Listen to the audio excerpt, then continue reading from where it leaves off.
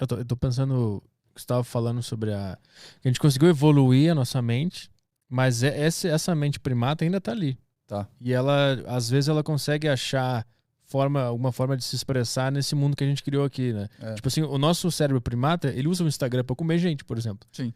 Só que o Instagram ele é uma tecnologia criada por uma consciência fora desse cérebro primata. Só que o cérebro primata vai lá e usa pra... Sabe o que acontece? É que assim, o cérebro, ele não se transformou ao longo do tempo. E isso que eu tô falando aqui de evolução biológica, tá? Ele não se transformou ao longo do tempo. O nosso cérebro, essa parte do tronco cefálico que eu falei pra você, ela é exatamente igual ao cérebro dos répteis. Uhum. Tanto que a gente chama essa parte de cérebro reptiliano. O cérebro ele foi ganhando anexos. Então, como é que funciona isso? É como se a gente estivesse construindo uma casa.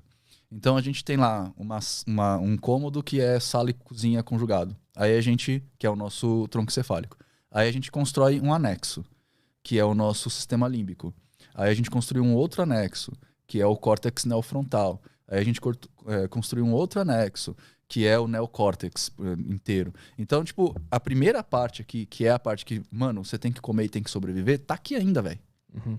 E tem uma outra parte que fala assim, vamos pensar a respeito das coisas, que é o neocórtex. Uhum. Então, na verdade, o que a gente tá fazendo é o tempo inteiro brigando entre essas duas partes. E essa briga também dá muito encrenca, né? Porque nessa parte aqui tá o medo mais primata, por exemplo, né? Aquele medo de, sei lá, que te faz te ter o primeiro impulso, né? Então, se você vê uma arma na cabeça, você mija, Uhum. saca? Tá aqui nas amígdalas cerebrais. É o primeiro lugar que tem. E a gente age muito por causa dessa influência. A crise de ansiedade, por exemplo, é por causa desse primeiro medo.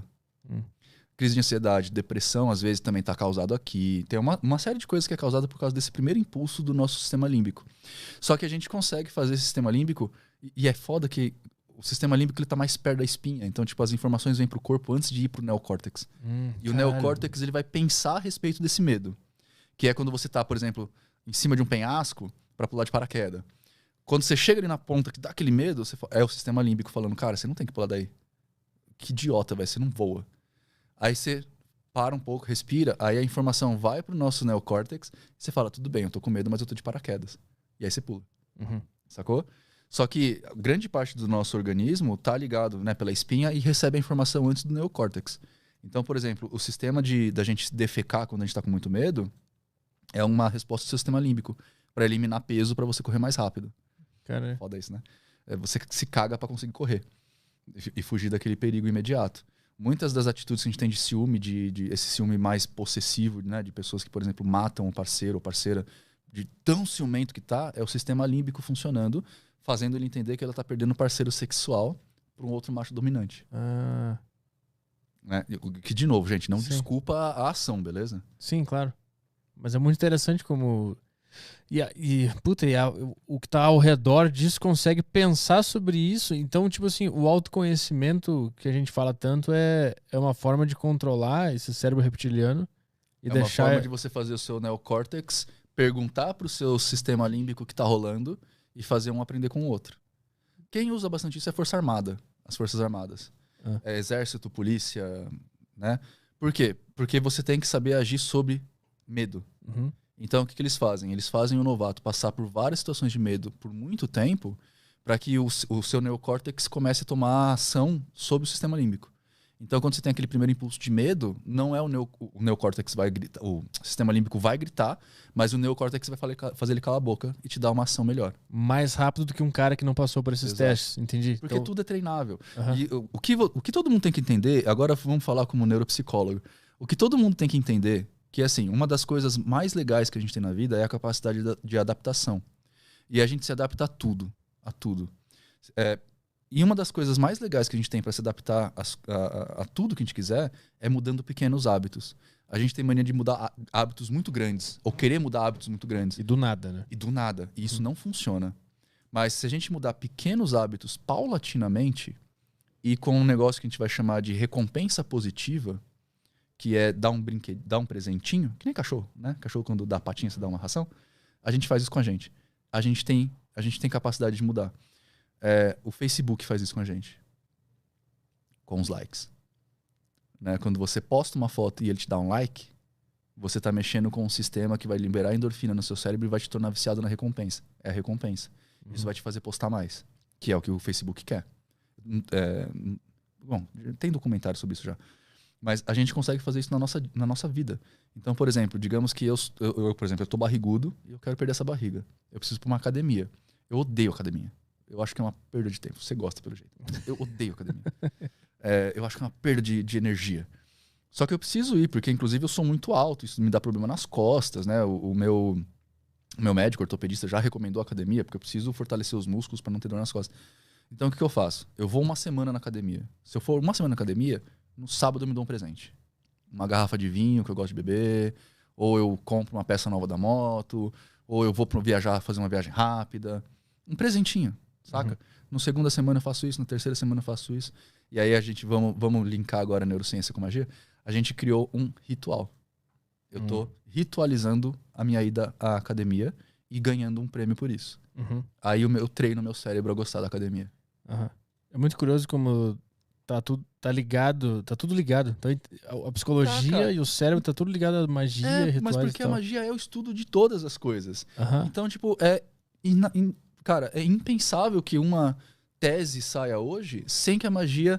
Quer dizer, não é impensável, isso acontece. Mas sem que a magia tenha pensado nisso em algum momento. Uhum. Né? Então, por exemplo, a gente não pensou que um dia o buraco negro fosse ser descoberto e ele tem um horizonte de ventos que muda o espaço-tempo. A gente nunca tinha pensado nisso na magia, pelo menos eu não tinha conhecimento. E a ciência chegou lá. Mas fenômenos de conscientização, de sociabilidade, de autoconhecimento, de autoanálise, de como você se mudar para ser uma pessoa melhor, isso a magia pensa desde o começo, cara. Isso faz parte do que a gente procura. Né? E talvez isso seja difícil de entender. Porque muitas vezes o que tem um senso comum lidando como magia é a força, é sempre do externo para o interno. Ou seja, é sempre o incenso de lavanda que vai te deixar mais calmo, o cristal de ametista que vai limpar suas energias. Você sempre dá essa coisa para uma terceira coisa. E o mago não. O mago sabe que a mudança parte dele. É ser ativo até quando é passivo. Faz uma alquimia no cérebro, né? Sim. Então, tipo, o incenso de lavanda pode me deixar mais calmo. Mas se eu entender que eu estou acendendo aquilo para ficar mais calmo. Então, aquilo é só uma ferramenta. Sacou? Quem vai agir mesmo sou eu. Que nem amuletos também são assim, né? Também são assim. Tipo, essa correntinha aqui... geralmente o pessoal me vê com os anéis, né? E como eu tenho um anel com hexagrama, um anel de ônix preta, geralmente a galera fala, esses anéis aí, Nino, o que é? Eu falo, mano, são só enfeites, cara. Mas pra ti não tem significado. Nenhum, é só enfeite mesmo. Mas eu coloquei nessa corrente aqui um puta significado. E pra você funciona. E aí funcionou. Isso faz legal. Caralho. E se um dia eu fosse te tratar pra qualquer coisa, eu ia querer saber qual que é o significado disso pra eu usar esse significado pra te ajudar. Entende? Isso é magia. Eu ia estar mudando o seu interior pra esse interior exteriorizar. Eu geralmente falo que assim, cara, a gente vive numa equação. A gente tem só 3 termos nessa equação. É você, o universo e o resultado. O universo você não muda. Por mais que eu acredite... Agora vamos entrar no segredo. Por mais que eu acredite pra caralho que eu sei voar, se eu pular de um prédio eu vou cair, velho. Tipo, eu não vou mudar a lei da gravidade. Saca? Por mais que eu acredite que, sei lá, eu sou de aço, se eu tomar um tiro eu vou morrer. Né? O tiro vai passar minha pele. Então eu não mudo o universo. Eu não mudo o resultado. A única coisa aqui que eu vou mudar sou eu. Então se 1 mais 1 é igual a 2... e eu quero fazer o resultado ser diferente, a única coisa que eu posso mudar é esse primeiro 1. Entendeu? Mas tu acredita em milagres? Eu acredito que milagre é uma coisa muito legal que aconteceu e a pessoa não soube como. Ela não tem nada a ver com conseguir mudar, tipo, o universo ou a Matrix que a gente vive. Não. Cara, quando aconteciam milagres? 200 anos atrás. A gente não tem milagres recentes. Pois é. Porque agora a gente sabe mais coisas. A gente sabe como a chuva funciona. Milagres eram coisas que as pessoas não conseguiam explicar. Eu queria ver se deve ter algum relato de algum milagre recente, mas eu não sei. Não, eu acho que o último foi o aparecimento de Nossa Senhora de Fátima. Que as criancinhas viram lá, 3 crianças, ela contou os 3 segredos, não sei o que lá. Né? Mas existem muitas controvérsias, são só 3 crianças que viram e tipo, não dá pra você ter alguma coisa aí. Os milagres de Cristo são explicáveis hoje. Né? Tipo, a ressurreição de Lázaro. né? Não sei quem de vocês é cristão, mas tem a história de que Lázaro estava morto. A gente aprende tudo menos português. Lázaro estava morto, né? Lá na caverna, sei lá, e Jesus veio lá, anda. A gente sabe que hoje em dia tem doenças que te fazem estar em estado catatônico, né? A apoplexia te faz entrar em estado catatônico, que para quem não sabe muito bem de medicina, vai te dar como morto. Na Inglaterra medieval, por exemplo, os caixões eram feitos com sino, porque as pessoas eram enterradas vivas. E aí você é salvo pelo gongo. Essa é a origem? Essa é a origem da palavra, da Maravilhoso, expressão. Vivendo e aprendendo. Você era enterrado com um caixãozinho que tinha uma abertura, né, uma chaminézinha, e na ponta da chaminé tinha lá uma cordinha com um sininho, que você tinha para respirar e para puxar o gongo. Porque era normal, as pessoas não conseguiam identificar isso. Tinha muita gente que era enterrada viva. Tinha apoplexia, era enterrada viva, e depois as pessoas iam exumar o cadáver e tava o osso lá todo torto, né? Porque a pessoa se mexeu lá dentro. Caralho. Então, era isso. O Jesus teve a sorte de estar lá naquela hora, né? E ele acordou. Vários dos milagres de Cristo são explicados hoje. Vários dos milagres de Moisés são explicados hoje. Né? A travessia do Mar Morto ela é feita 2 vezes por ano em Aqaba, que é um lugar lá da Arábia, num dos braços do Mar Morto, se eu não me engano, que 2 vezes por ano a maré baixa e aparece uma ponte natural, e depois a maré sobe e essa ponte é coberta. Tem foto na internet disso, eu acho. Eu não sei como é que escreve Aqaba. Você tentar achar, eu acho que é A-Q-A-B-A. Com Q? Que mesmo. Tá. A-Q-A-B-A. Não tem U depois. É árabe. Caralho. E pior de tudo é que nesse lugar foram encontrados bigas romanas, bigas egípcias. Então, é bem provável que Moisés só sabia que ali acontecia aquele fenômeno. E ele atravessou no dia certo. E aí a gente volta para os hierofantes. Lembra que eu falei que a magia era mantida em segredo? Moisés era o quê? Ele era filho do faraó. Ele foi educado por hierofantes. Então, provavelmente ele conhecia os fenômenos astrológicos do lugar. Provavelmente ele sabia que uma vez por ano tenta Estreito de Aqaba. Ponte Aqaba natural. Uma vez por ano, ou uma vez a cada certos ciclos, o Nilo fica vermelho por causa das algas. Quando o Nilo fica vermelho por excesso de algas, os peixes morrem. Quando os peixes morrem, as moscas vêm. Quando as moscas vêm, os sapos aparecem. Quando os sapos aparecem e as moscas estão lá, as doenças também vêm. Vem por quê? Porque apodrece a carne. E quem comia mais? Os primogênitos. Expliquei todos os milagres de Moisés. Caralho. Minha cabeça tá derretendo. Tem nada a ver com isso aqui. Cara, eu acho que o Estreito de Aqaba é essa primeira imagem, mas tem umas fotos das pessoas atravessando. Eu não sei se vai dar pra achar. Travessia. É muito capaz dos demoninos acharem e te mandarem um link. É boa. Ou a igreja tirou todos os resultados, né? Dessas fotos. Tem também a tal da sarça ardente lá. Não sei o que é. A sarça ardente foi da onde Moisés ouviu o primeiro milagre de Cristo. O primeiro milagre de Deus lá, das mensagens de Deus. Ele fugiu do Egito, aí ele foi para um lugar lá no Monte Sinai e ele viu uma sarça ardente, que é tipo uma moita pegando fogo. E essa moita não se consumia, ela ficava o tempo inteiro pegando fogo. A gente descobriu que provavelmente o lugar que ele foi lá nesse monte aí é um monte de área vulcânica. Não tem vulcões, mas tem muitos geysers, né? Tipo, vapor quente saindo do chão. E tem alguns tipos de árvore lá, que eu não lembro agora exatamente qual que é, mas essas árvores elas queimam até virar carvão antes de se consumir. Provavelmente ele viu um negócio desse, viajou por 40 dias, então ele tava com quando você tem baixa hipoglicemia. Hipoglicemia é uma das coisas que dá alucinação. Então ele viu um negócio lá pegando fogo enquanto ele tava alucinando e viu as mensagens de Deus. Maravilhoso. Maravilhoso. É tudo uma grande alucinação, galera. A gente tá vivendo. Mas, de novo, não quer dizer, isso não tira a importância do negócio, da religião, por exemplo. Né? De novo, porque a importância está na relação que a pessoa tem com o fato acontecendo. Então, o êxtase religioso é muito bom. E a religião, de fato, para algumas pessoas é muito boa. Eu acho que ela dá mais problemas do que vantagens, se você olhar uma sociedade geral. Quando usada politicamente ou individualmente? Cara, a religião, para funcionar, para uma religião existir, seja lá qual for, ela precisa criar dogma. Né? A religião ela funciona a partir de dogmas, que são as regras da religião. E o dogma cega. Ele não te deixa olhar para fora. O dogma é uma série de paredes que a religião constrói e que você sempre vai bater nessa parede. Então, por exemplo, por que eu fico doente? Porque Deus quis. E aí todo o trabalho da ciência morre. Uhum. Entendeu? Por que eu... sei lá, por que o meu marido me bate? Ah, porque Deus fez o homem para ser superior à mulher. Né? Você não pode se divorciar. Então tem um monte de questões que eu acho que são muito perigosas. Uhum. Mas, se você olhar um contexto geral da sociedade, faz um sentido existir religião. Porque isso não é... Espero que vocês não vejam como arrogância, gente, mas não sou eu que estou falando. Mas a gente tem uma pirâmide educacional no Brasil onde tem muita gente com escolaridade muito baixa e pouca gente com uma escolaridade média para cima.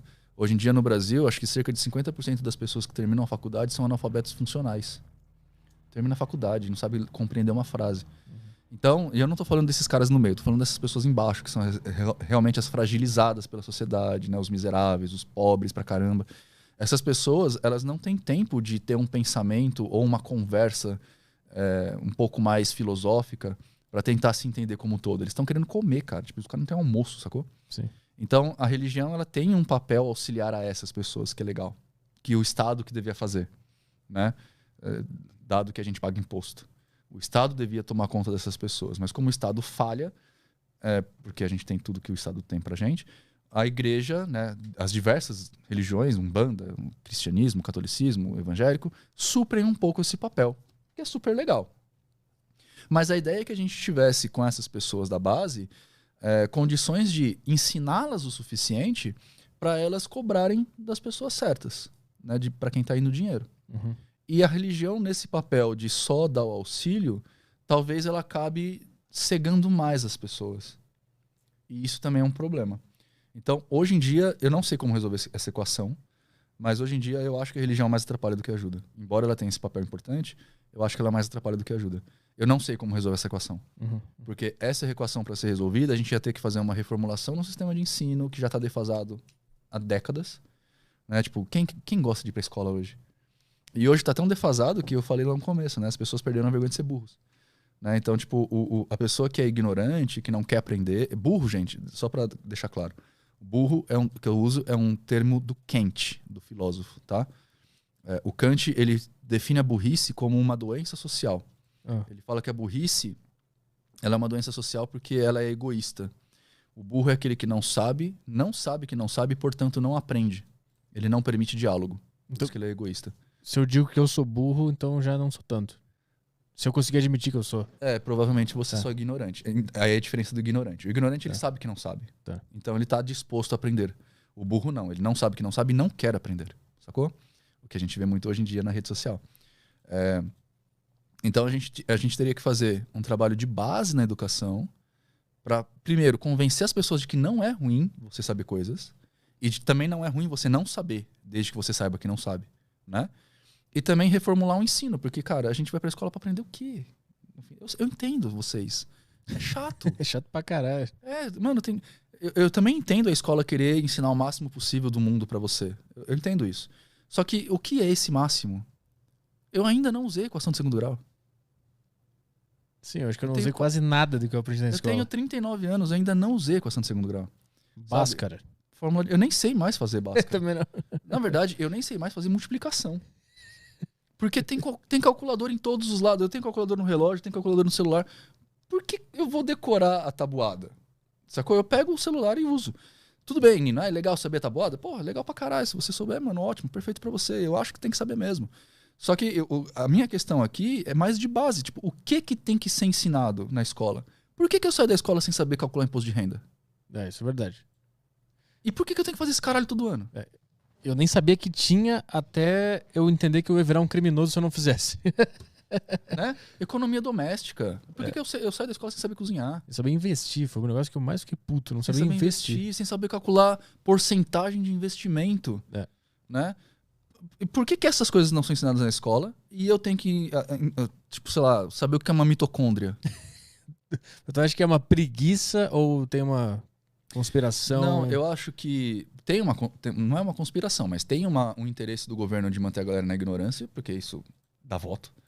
E também tem uma situação de é difícil mudar paradigma. A escola como ela está sendo ensinada hoje, ela é basicamente, com poucas diferenças, da escola que meu pai aprendeu. Né? Meu pai é de 50. Eu sou de 80. E mudou pouca coisa. Só que o que acontece? A tecnologia avança muito mais rápido do que a sociedade consegue avançar. Então a gente tem evolução tecnológica nos últimos 100 anos a mais do que nos últimos 10 mil. E as pessoas não estão, porque o sistema é burocrático e tem que ser por causa do tanto de gente, então a burocracia não acompanha isso. As escolas hoje em dia, cara, por que você vai na escola se você procura no Google? E por que ninguém me responde essa pergunta? Joga no Google. Entende? Tipo, eu acho que a grande pergunta que as pessoas tinham que fazer hoje é: como é que eu posso, usando a ferramenta que eu tenho, que agora é o Google, como é que eu posso, usando essa ferramenta, promover uma educação? Promover o interesse de um aluno? Eu sei que é difícil, amigos educadores. Eu sou formado em artes plásticas com licenciatura de artes. Ou seja, eu também tenho educação de professor. Então, eu sei que é um desafio gigante, é uma jereba desse tamanho que colocam no seu traseiro. Mas, tipo, se a gente não começar a pensar, a gente nunca vai responder. E se a gente demorar muito para pensar, quando a gente começar a pensar, a gente vai estar defasado no pensamento. Né? Porque hoje em dia, se você, por exemplo, eu quero saber mais sobre... o Nino acabou de falar que ele é muito alto, tem problema na coluna. Será que isso é verdade? Procura no Google. Você vai ter informação errada e certa. E vai ter várias versões, várias pesquisas. Então, por que a escola não começa ensinando a pessoa a pesquisar? Porque tem uma metodologia de pesquisa que você vai aprender na universidade, né, quando você vai fazer seu TCC. Só que isso tinha que ser aprendido no começo, porque as informações estão aí agora pra gente pesquisar. Você não precisa mais de uma livraria, uma biblioteca. Sim. Né? Então, como eu saber que a fonte é confiável? Vou procurar o problema do Nino na coluna para saber se é verdade. Vou procurar onde? O certo é você procurar em periódicos científicos. Então, vai procurar no PubMed, né, de medicina. Agora, se você procurar no Google, você vai achar que, sei lá, foi implantado um chip na minha coluna. Sei lá o que os caras vão dar. Né? Sim. Que a Coca-Cola, a Pepsi usa fetos abortados para fazer adoçante. Né? Nós temos questões aí. Bota o Emílio para nós ver. Beleza, o timing já foi pro saco. Temos que... Porra. Agora vem a questão. Tá. Quer perguntar e eu mando de novo? Temos questões, Caio? Agora vem a questão. Boa. Temos aí no Telegram, no YouTube, como é que estamos? Temos questões aqui no Telegram, no YouTube, temos algumas questões aqui. Então vamos lá. Beleza, só vou abrir o Telegram aqui que tá fechado.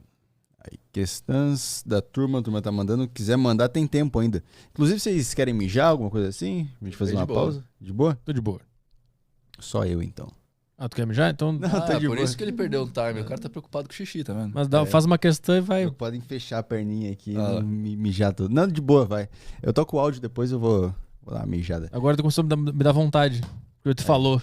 Olha como é que é o cérebro. Caralho. Neurônio espelho, cara. Porra, vai. Vamos lá. O Vinícius Kruger mandou aqui no grupo do Telegram. Olacaio, Petri e Ibrahimovic. Ouvi falar que todas as mulheres que o Crowley se relacionava se suicidaram ou foram para o hospício por conta dele. Qual a sua opinião sobre? Se relacionar com uma pessoa com uma energia negativa acaba afetando também elas e causando mal? Ou o mal que aconteceu com as pessoas ao redor dele foi mera coincidência? Bom, em primeiro lugar, essa informação não procede. Pô, então fechou. Mas, cara, é que existe um conceito, de novo, né? Vamos separar o mundo, o senso comum do mundo mágico, tá? O mundo mágico, a gente não encara energias boas e ruins. Não existe energias boas e ruins. O que a gente chama de positivo e negativo são fases de uma mesma coisa, tá? O que a gente fala, o que é energia negativa e energia positiva? Energia negativa são energias de baixo espectro e energias positivas são energias altas. Para ficar numa explicação talvez um pouco mais fácil, energias negativas são mais ligadas à matéria, ao corpo, ao mundo. Energias menos densas, mais sutis, são ligadas mais ao mental, psicológico. É só isso. Não é bom nem ruim. Eu posso fazer magias para prejudicar alguém com energias positivas. E posso fazer energias para ajudar alguém com energias negativas. Magia de cura, por exemplo, é basicamente energia negativa. Por quê? Eu estou mexendo com o corpo, que é material. Então eu vou trabalhar com essa energia densa, tá? Existem pessoas que são naturalmente mais densas e pessoas que são naturalmente mais sutis. Para magia em particular, quando um mago é iniciado, tem um processo de iniciação, é solidificada, por assim dizer, exponenciada uma das 4 energias. O hermetismo, a gente vai dividir a energia em 4 partes. O hinduísmo divide em 7, que são chakras. É a mesma barra energética, só que a gente faz 4 divisões em vez de fazer 7. Que é o famoso fogo, terra, água e ar. Né? Eu, em teoria, sou um mago do fogo. Eu fui iniciado na energia do fogo. Ou seja, eu sou um mago de energia densa. Porque na escola que eu fiz, o fogo é o mais denso. Para as outras ordens mais cabalistas, o fogo está lá em cima. Porque são só nomes, tá? O nome não faz a coisa. Então, eu tenho energias basicamente densas. Você sente alguma coisa ruim? Olha lá, minha namorada falou que tá tudo bem. A gente transa melhor. A gente transa melhor. Porque é a energia que controla o sexo. Então, geralmente, magos do fogo, que têm energias densas, têm uma libido muito mais explosiva. Né? Uma libido maior. Em geral, tá, gente? O Crowley, por exemplo, tinha. Então, tipo, ele transava bastante com várias coisas.